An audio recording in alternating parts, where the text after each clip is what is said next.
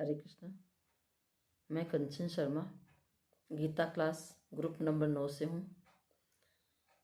Gita class से जुड़ने के बाद मन में बहुत ही खुशी रहने लगी है। मन में एक सकारात्मक ऊर्जा मिली है। भगवान श्री कृष्ण की वाणी को सुनकर मन बहुत ही प्रसन्न रहने लगा है। पहले कोई भी प्रतिकूल कार्य होने पर गुस्सा आता था, लेकिन अब साक्षी भाव उत्पन्न होता है और गुस्से पर कंट्रोल हो जाता है, जो एक बहुत बड़ा परिवर्तन महसूस हुआ है। अब समझ में आ रहा है कि किसी के प्रति द्वेषता नहीं रखनी। सभी में भगवान का ही रूप है, सभी जगह भगवान विराजमान है, तो अब द्वेषता किसी से भी नहीं रखनी है।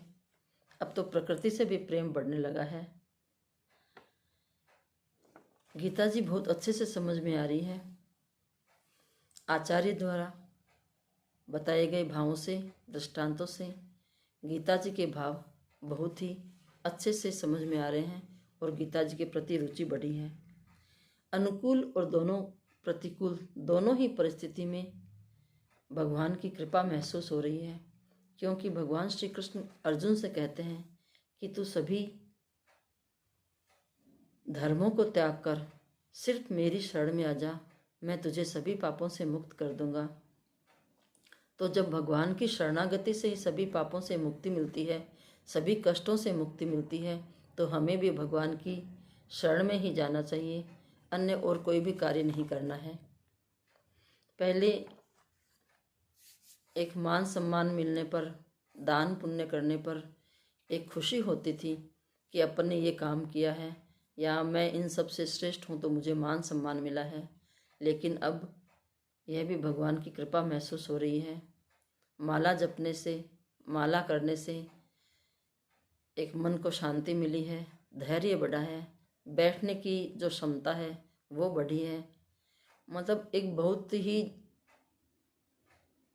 अलग अलग जैसे खुशी महसूस हो रही है, जो इतनी बताने में नहीं आ रही।